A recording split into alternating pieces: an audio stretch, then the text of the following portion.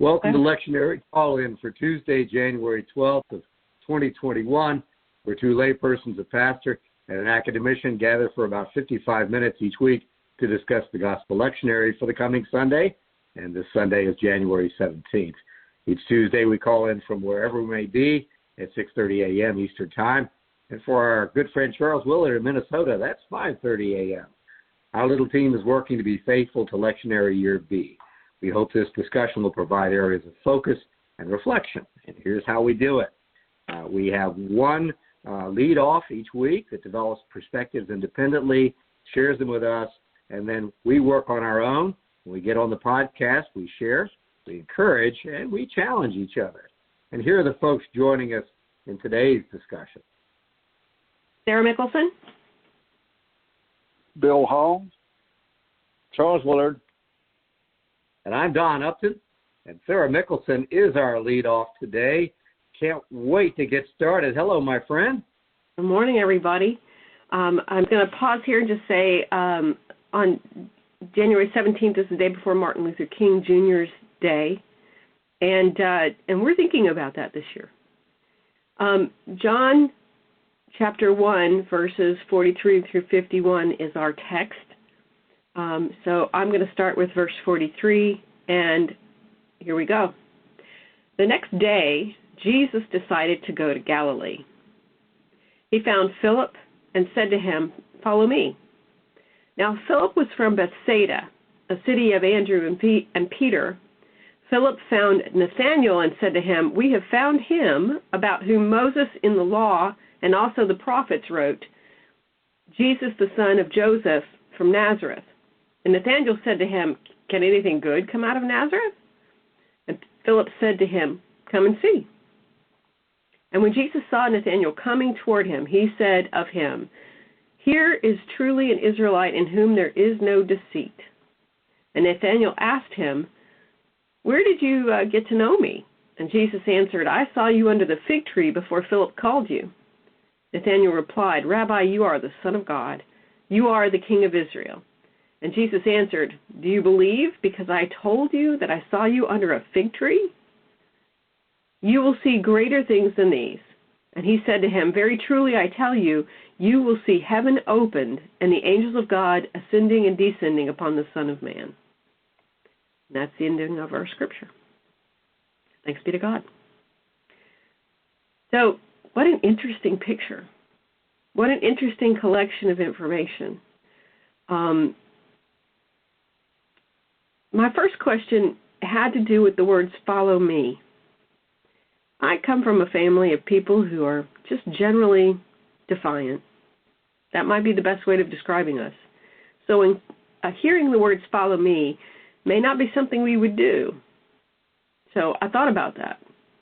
Paul Tillich describes this as I'm going to mess this word up, heteronomy, where a call from the outside, heteronomy, corresponds with the hunger from the inside, which is autonomy. And I thought that was really an interesting thought. Being a person of faith, how have you experienced a holy calling like that? That's my first question. And I'm going to go to Bill. Thank you. Good morning, team members, and those listening and watching later. First of all, I will speak directly to your question, but just a lead-in briefly, Sarah. I was very struck by your questions and spent a lot of time on them. Each of them, in a sense, is personal. And asking us, this is how I understand your questions, how do I, in my life and faith, link to this experience? First of all, you enriched my vocabulary. Two of these words I had never heard. So I looked them up. And one definition of heteronomy, however you pronounce it, is individual self-determination. And, of course, heteronomy, something from outside. And then the inside. And I found myself wandering through a number of memories. Now, one other general comment to affirm the style and flow of your questions. I'm currently teaching a class, Sunday school class on Sunday morning on leadership. This past Sunday, it was about families, and we used the creation story and the story of Cain killing Abel. And Brueggemann, in his commentary, wrote something interesting about that passage because there's so many strange elements to it. And what Brueggemann said about that story, I think, applies particularly to us in what we're seeking to do, whatever passage of Scripture. He says, this story contains so many layers of meaning that attempted explanations are likely to hinder and miscommunicate rather than illuminate. Thus, the telling of the story must respect the listener and permit the listener to be attentive to the disclosures that come in his or her own life. Our best approach is to follow where the story tells us to retell rather than explain. I like that. There are questions about this, who was Nathaniel? Why would Jesus want him and Philip? And there are lots of questions, and you can read commentaries and spend a lot of ink dealing with that. For me, your new to me vocabulary in this story raises again the age-old question of the sovereignty of God and free will. How do we put those two together? Okay? No explanation is offered for why Jesus chose these particular persons. And next week, we'll look at yet another story of Jesus' call to persons to follow him with yet again no explanation for why he chose those. Now, in my own journey, upon reflection, I was fortunate. I grew up in a faith environment that stressed the priesthood of all believers. I remember hearing that phrase even as a child, believing that we serve God however it is that we work was powerfully embedded in my awareness. Thus, I never had the sense that if I were most faithful, I would become a minister. Now, I stress that because I had classmates who were in different faith traditions where even as a child, the message was, if you really love God, if you're really faithful, you will become active in full-time ministry as a minister or missionary or whatever. And in this scripture narrative, each call is by name and is personal, and that was true for me. A quick story that will illustrate and get to your question in this case. I may or may not have shared this story before. At one point in my ministry, there was a young family that started attending, and they decided to join. And because of his work schedule, the only time I could visit them was Sunday afternoon, literally sitting by the pool while he and his wife watched the kids swim, and we were talking. And I shared with him that I never felt good about sermon titles. It just wasn't a strength of mine. And he said, in effect, well, I understand what you're saying, but he said, Bill, let me share with you the most effective sermon title I ever remember hearing. I said, okay. He said, we were on vacation, and the pastor was preaching on the story of the burning bush and Moses resisting the call of God. The title of the sermon was, Who, Me? Question mark. Yes, you! Exclamation point. All right.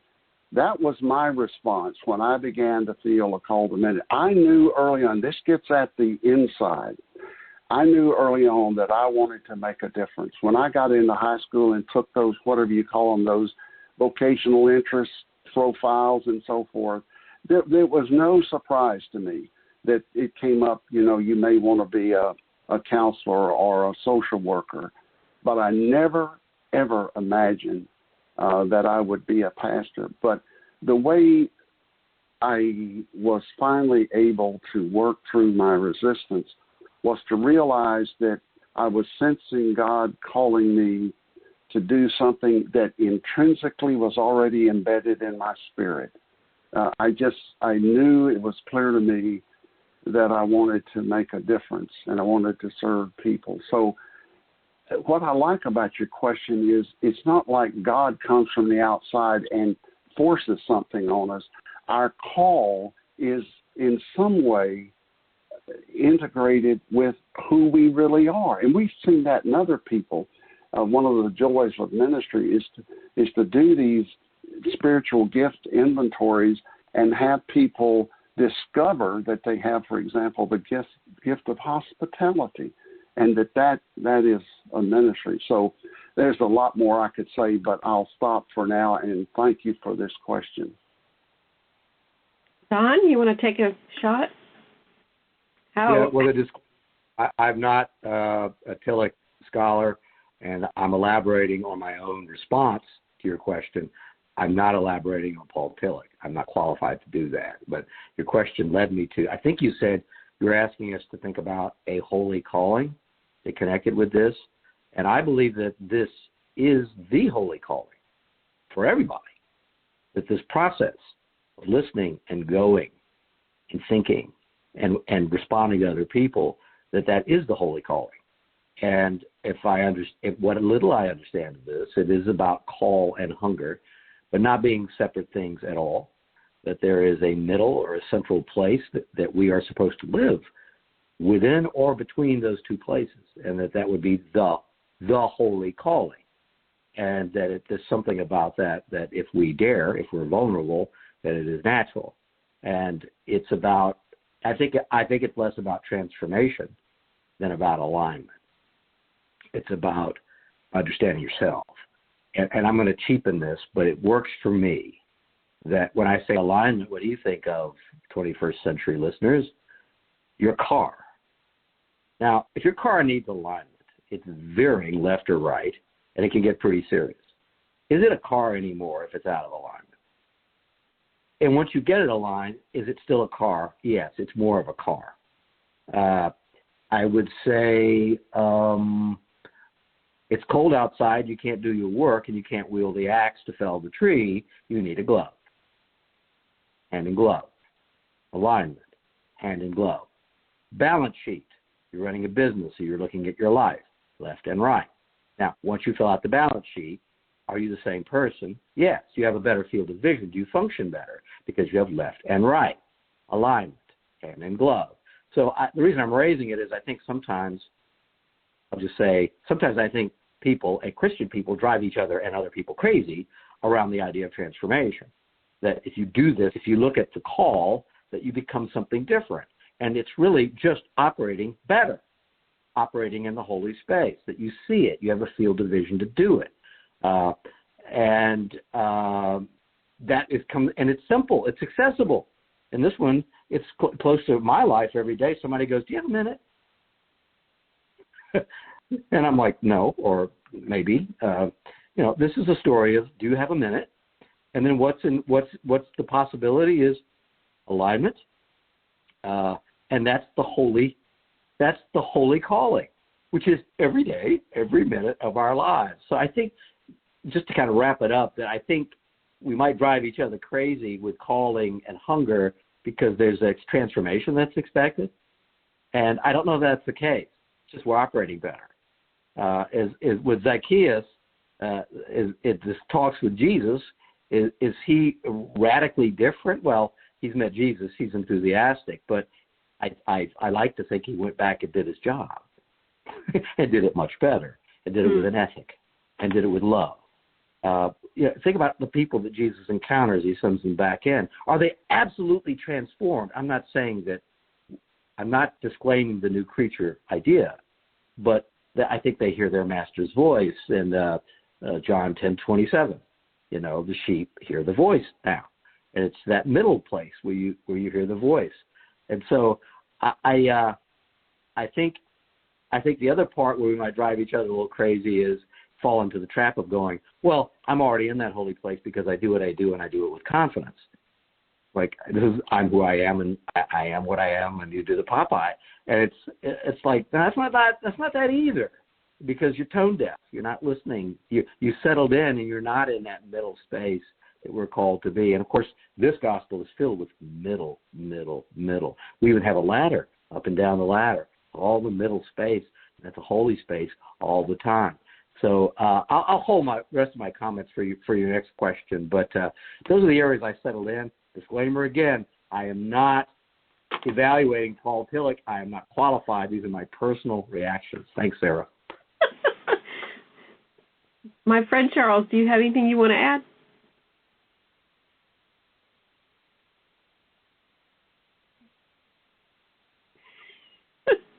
No, thank you. Sorry. You know, I agree with you, Dawn. That's where I found myself this week in considering this. I think it's a refining of being vulnerable and being, what's the right word, so confident that you step out into thin ice. So it's this moment of, and my brain went to musical instrument, which falls in that same category. A musical instrument that's out of tune still plays music. It may not be as enjoyable to our ears, but it still plays music. And one note, you can't tell if one note's out of tune. So if you play multiple notes together, that's the only place you know that it's not in tune. And that by simply adjusting the key to a guitar, the tuning key, or the tuning turn on a piano, you'll bring a string into that pitch that will be favorable to working with others, for lack of better language. And I need a piano tuner to do it for me, by the way, when I do my piano. Yeah, and my piano is right now out of tune. I shouldn't say my piano. My mother's piano is out of tune. So this idea of refining or just making small adjustments versus significant, I mean, not everybody has the struck off the horse made blind experience. It depends on, I guess, where you are, and that's the benefit of having Jesus meeting you on the road. I mean, Philip is already ready to tell, hey, come and see, to someone else. But Nathaniel, is not necessarily convinced. But then Jesus remarks how easy it is to convince Nathaniel. So I pondered that certainly there would be something about Jesus that would draw a listener to him. My hope would be. And certainly there would be something insightful about Jesus that he would be able to see into the hearts of people on their preparation and how ready they were to be called. But I thought about that this week, and how often are we asked to be the presence of God to someone else, and we don't even know it. And it can be as simple as picking up the blueberries that spilled all over the floor on the grocery, or it could be as complex as giving somebody a ride when they don't have one, or going to the hospital and sitting with them. So it's this distance between every act is a holy calling. And I'm certain there's probably been a lot of conversation about that, that in each opportunity we are given the opportunity to test and to move forward with the impulses that Jesus would or God would give us. All right, so my next question has to do with the words come and see.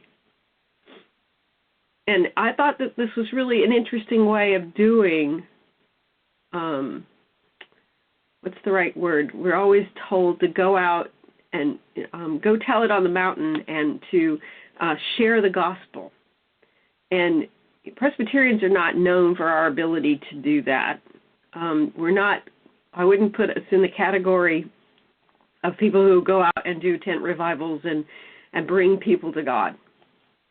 So I'm always looking for ways that we can be effective and successful at that. So in thinking about the words come and see, have you ever had someone be the come and see person in your life? So my question is, in thinking about the come and see, who has been your Philip? Who brought you to see or to do something unique and different that changed how you lived your life? Who brought you to faith? Charles, you want to weigh in first? I was unmuted, fortunately. And I thank you for the opportunity. I don't have anything quite like that because my own experiences didn't run in quite that direction. So I can't look back and say, oh, yes, there it was. But I acknowledge the possibility. I have experienced that. Okay. Don, you want to talk about it? Sure.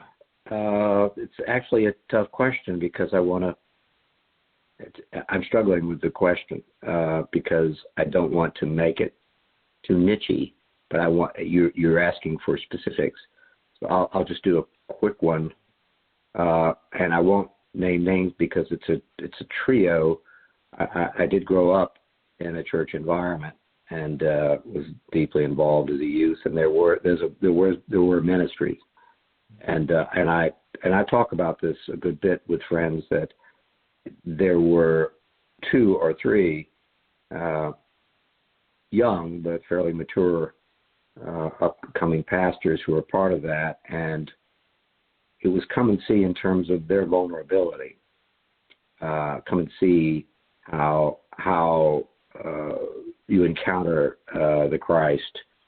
And I'll just kind of put it in a nutshell and say one was a matter of the head, the thrill of scholarly work, the thrill of history, the thrill of language, deliberate and heady. And, of course, that's not the whole experience. And the other was filled with passion and to the point of astonishing vulnerability about his life, his experiences, his fears, and 2 very different kinds of people. So part of it was coming and seeing, but seeing that they were capable of coming and seeing, that I could watch them and their vulnerabilities and their willingness to say that they were on a journey and they could make mistakes, do that. So that was meaningful to me. I want to give an analogy though that works for this discussion. Is the person that came to mind is not, I believe, is in that holy space, but we weren't having the direct discussion. And there was and I thanked him the other day. I saw him. I've known him for over 50 years. We reconnected, and I just said, look, I want you to know you changed my life. And he's like, what are you talking about? And he was a year older than me in high school, and we had a conversation sitting out on the lawn outside one of the classrooms. And he, with great confidence, held up a journey and places that I had not considered. The willingness to step out beyond in terms of education, experience, and challenges, and diversification of my life in ways that did change me because I went and saw. Now, that's more of an analogy, but I also believe it's a holy place because I wouldn't be here with the four of us wouldn't be here together. I wouldn't be with you today if not for that conversation. Much of my life would go on a different path. If he said, come and see, don't be afraid, this is where I'm going. And that meant a great deal to me as well. But before I wrap this up, I've got a hit list now. If you're moderating a class, listeners, or you're facilitating a discussion on this passage, what we've come up so far in terms of the middle and the wholeness and the holiness is car, guitar, balance sheet, and glove. See what you can come up with too, Sarah. Wow. So my ears heard you said willingness, but when my ears heard it, I heard wilderness,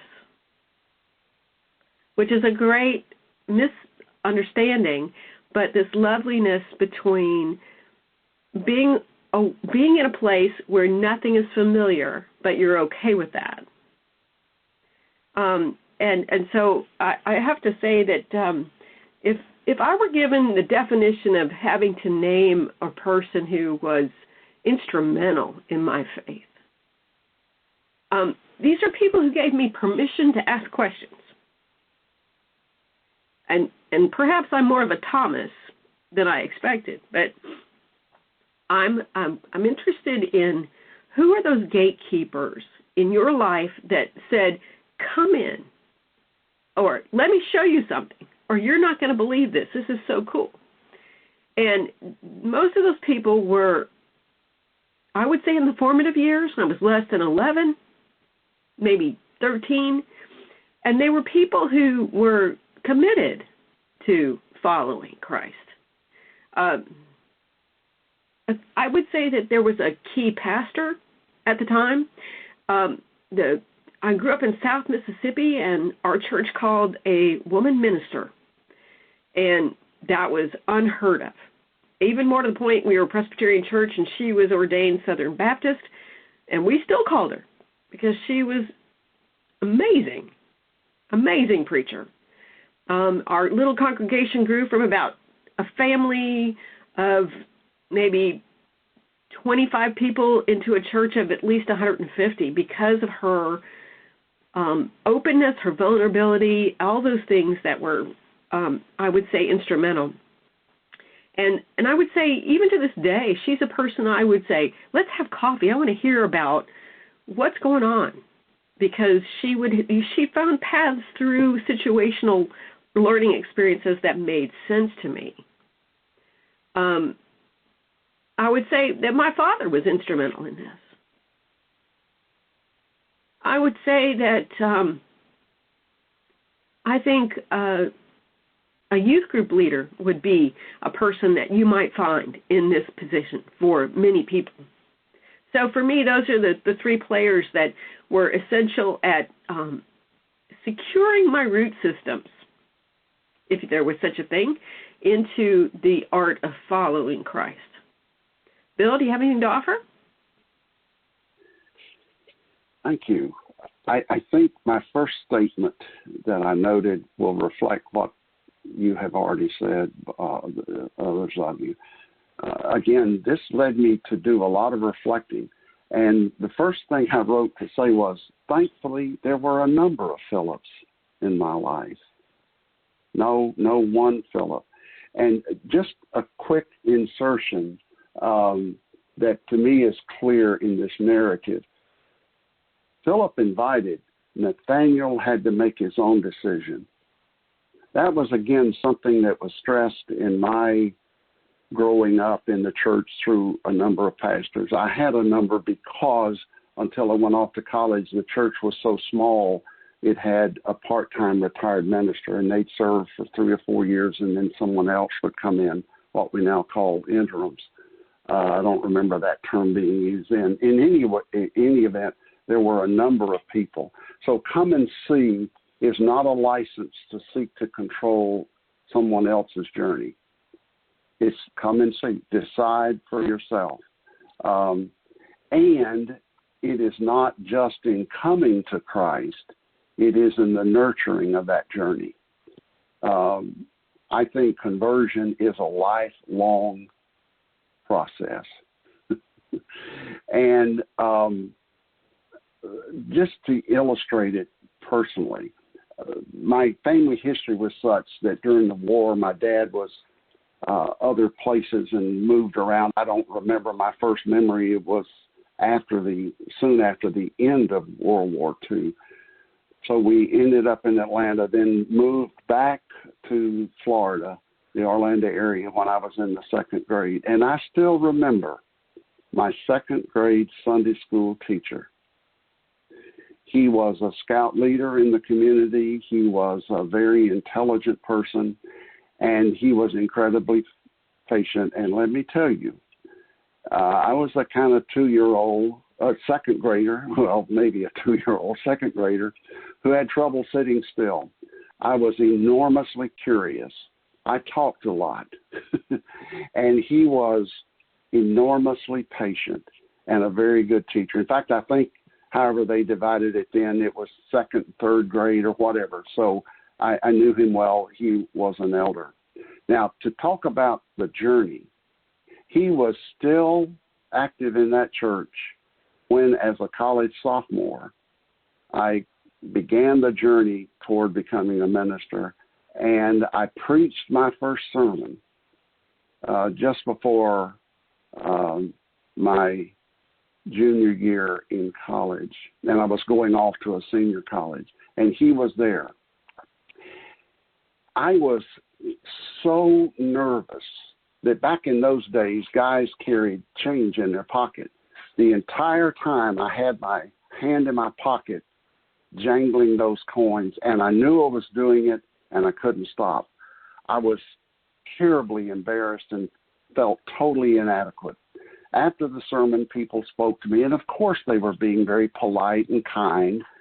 He arranged to be the last person to come up and speak to me before we went to a church dinner. And he came up to me and said things like, you know, it's been a joy to know you, to see you grow. You came here in the second grade, and to see you now respond to this call. And we exchanged. And then just before we parted, he leaned over and said, Bill, the next time you speak in public, lose the change. And we both laughed. And it somehow just took the toxic part of that. I mean, I really was totally embarrassed. And we both laughed.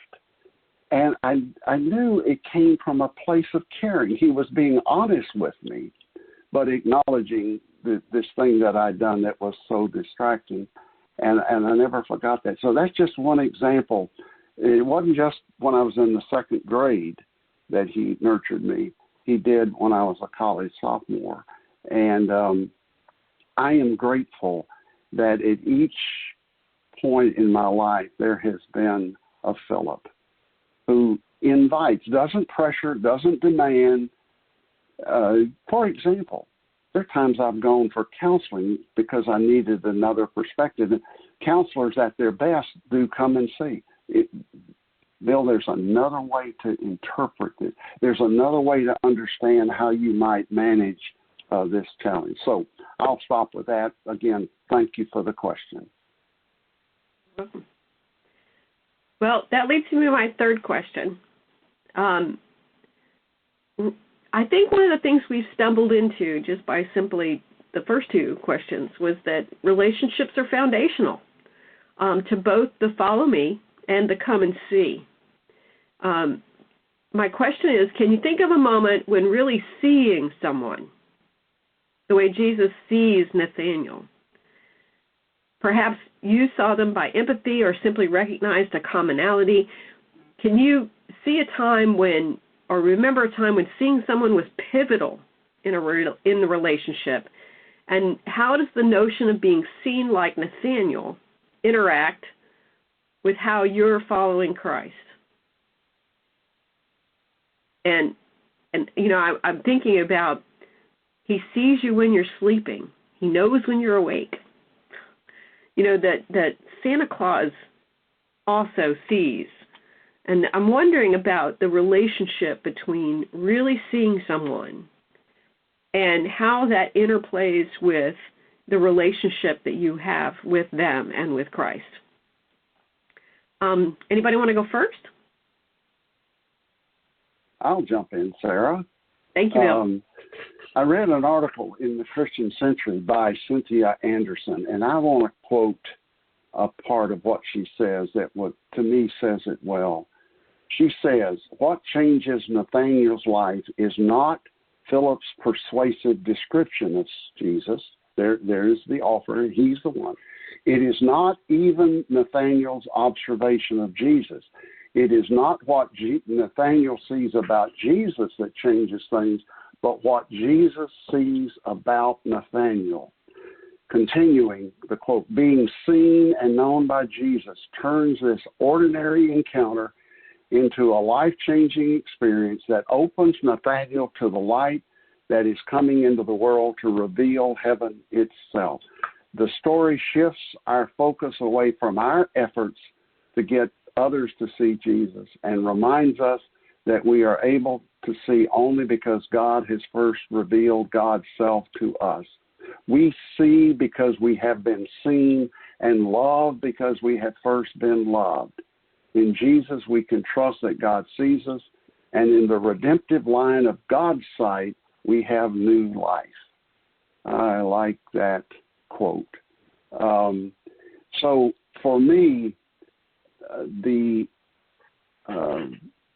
Nathaniel recognizing that Jesus knows him reminds me of Psalm 139. O Lord, you have searched me and known me.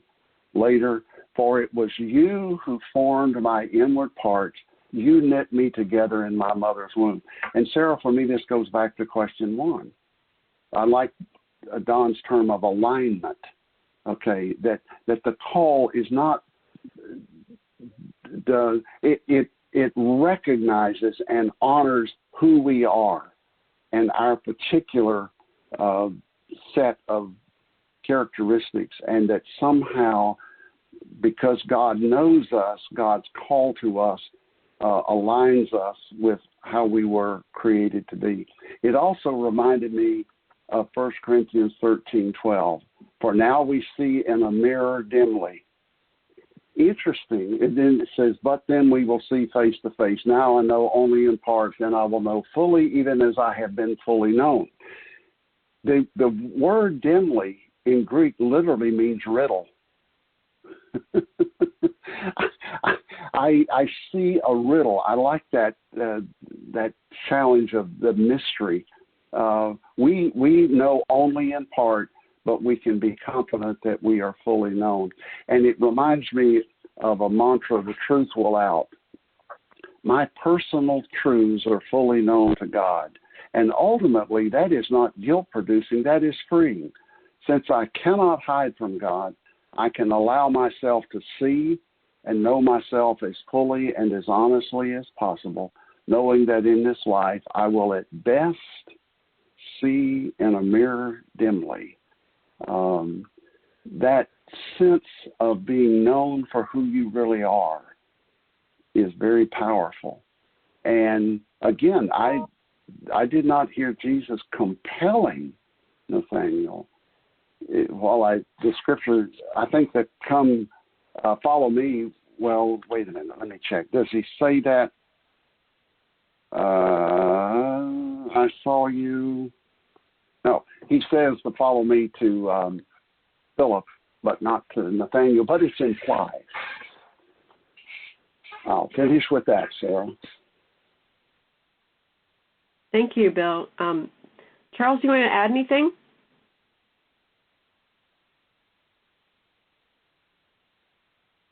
You're muted.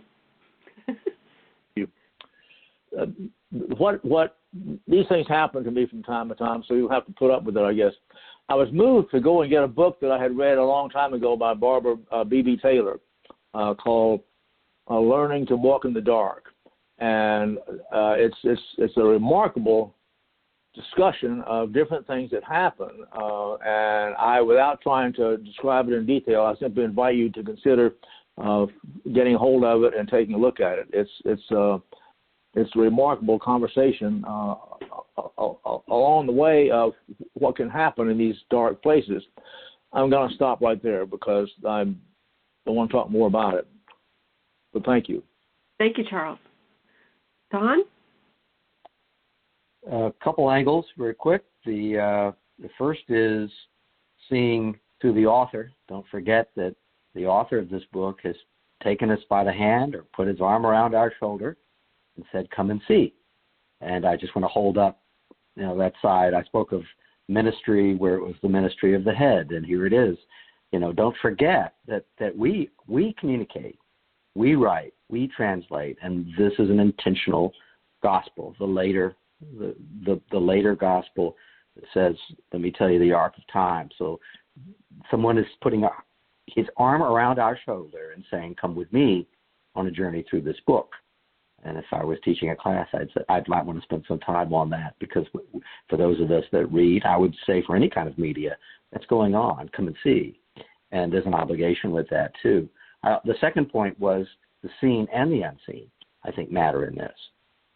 So the unseen, our obligation to go and discover, and that could be folks that are highlighted in this book, especially as unseen, the hidden, the outcast, the refugee, the sick, the powerless, the unseen, and what is the obligation in the middle of our life in terms of the desire we have and the calling to live in that. That allows us to see. But at the same time, it's about the seen. These two people that he says, come and see. That there's something intentional there, that there's a lot of watching going on in the Gospels, especially in John. John the Baptist, we've been studying in Mark. People are going out to see. They don't necessarily believe. They not necessarily want to go get baptized, but they're going out. They're traveling out to see. And the reason I'm raising the seen, and I'm not necessarily saying that the people who are seen have power or have wealth or are healthy. I'm not saying that, but the odds are that most of us engaged in this conversation today, if you're listening or watching this podcast, will be observed today. Maybe not, but the odds are you're going to be watched. We watch each other. What is that? What are our obligations in that middle as we are watched? What is the Christian character of being watched? So it's both. We need to engage in the unseen, and we depend on other people to show us, which is what we have here, with great humor, by the way, because the response is, hey, right? Those are friends. Like the fact that he went, hey, what good comes out of this? That's great. I mean, that's so intimate, so real. You know, probably the most honest, real, fun statement in the whole book is, come on, really? Come on. And the friend's like, yeah, come on, let's go. I mean, it's just that light, but you're in that middle, wonderful, holy space when it's taking place. So I just want to strike that balance of, what's in alignment is you are also, I don't like saying you, I'm sorry, I apologize for that. I'm being watched for good, for bad, to be stereotyped or not. For those of you looking, I'm kind of a walking stereotype if you're American. One of my obligations within and outside of that stereotype to express myself. So I think those two sides really matter as well. But what it comes down to for me on a daily basis is, partly because what I get to do for a living, is I have to be aware of people going, hey, do you have a minute? And usually it is, if they're vulnerable, to say, you need to come see. Now, for me and what I do, it's, you haven't been to my neighborhood, have you? So come on, lunch on me, we're going. You've never heard my household speak my language, have you? Come for dinner. You've never seen what this is like, or I need to tell you something, which for me, it's like, it takes discipline when somebody goes, I need to tell you something, but it's something, I actually make notes so I don't forget when somebody says that. And it could be about what happened to them, that they want to disclose something that helps me and helps them. The disclosure is always right around the corner in the middle here. So seen and unseen, and the unseen is actually the unseen story. And boy, this time of the pandemic is frustrating because you can't go out, touch and feel and taste. So I'm not saying that I have to do a workaround. I'm saying I'm in mourning for those conversations. I hunger now for them because I've been taught to pay attention to them. And am I different? Am I more in alignment? Yeah. Final note is I'm an attorney. I don't practice law, but I'm trained as an attorney. I love intellectual property. And there's a warranty that something is fit for particular purposes. You don't have to have a written warranty in most states. If you buy something and it's supposed to cool your house, wash your face, clean your body, drive as a car, if it doesn't do what it does, car must ride, car must go, it's not a car. It's not fit for the particular purpose. And that's the unity, I think, that's in this, that we must be fit for a particular purpose in terms of our hunger and what we're called to do. And that takes maintenance all the time, and it takes this intentionality and this responsibility, because we really do share the same human conditions if we can just listen and help. And, if I could be vulnerable about what I have to offer as well. Thanks, Sarah. So I'm going to use a tool analogy. Quite often, in desperate moments, I've taken something that was meant to do one thing and used it for something that it was not meant to do. Because I couldn't find a hammer, so I used the wrench as a hammer. Or I couldn't find, the needle nose pliers, so I tried to use nail clippers or scissors to get to the thing I needed to ply out, whether it was the small splinter in my finger or what have you. So, one of the things that human beings are terribly good at is, well, can I make that thing do what I need to have done? And maybe that's adaptability. Maybe that's a bit of a stubborn streak that we have.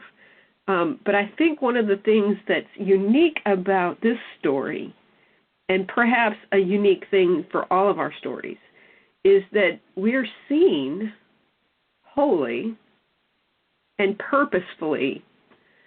And when that happens, we suddenly are put in a position to be used as the right tool for the right moment at the right interaction.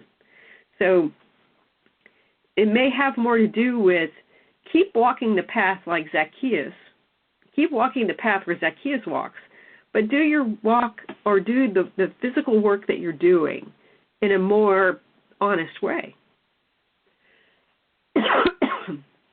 And I think that that's kind of an essential moment for us, is that rather than, I would say, rather than use your shoe as the hammer, perhaps get the hammer.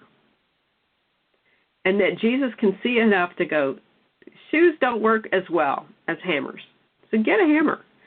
And or Jesus could go, I have a hammer, I'll share.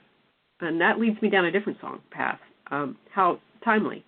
But I think that's an interesting moment of what does it mean to be really acknowledged and seen, to the dirt underneath my fingernails and my hair out of place and my slightly out of focus eyes. I am completely seen. And there's something wonderful about that, because the nudge that occurs when it's my turn to go, oh, I have a hammer, is there. Whether it's the stone soup moment where we all realize the wealth that we have and can bring to bear the extra mushrooms or carrots or celery or herbs to make a better soup for everyone, which I think is the essential story.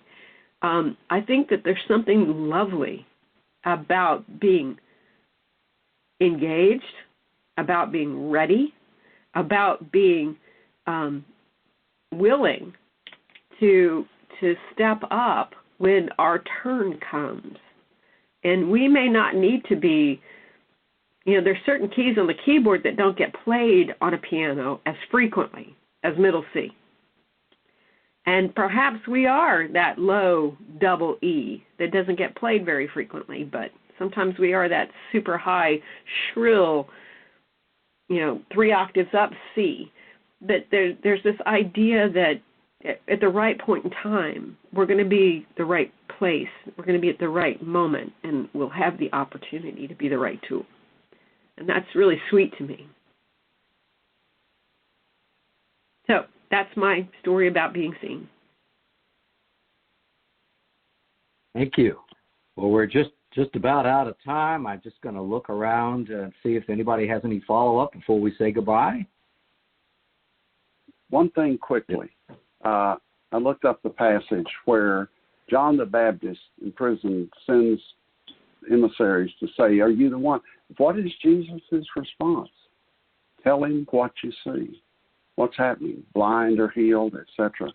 So again, here's John near the end of his life, and it's in a sense, come and see what's happening.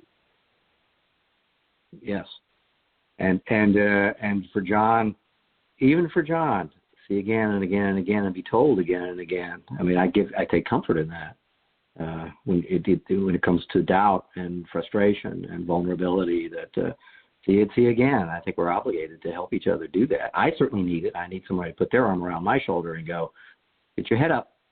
And there's hundreds of people in my life that have done that. And that's, for me, back to where I began, Sarah. It's like, it's not a holy place. It's not a holy story. It's not one person saying, hey, come see. It's all a holy thing. And it's joyously more mundane and daily than you might think. At least that's my experience with it.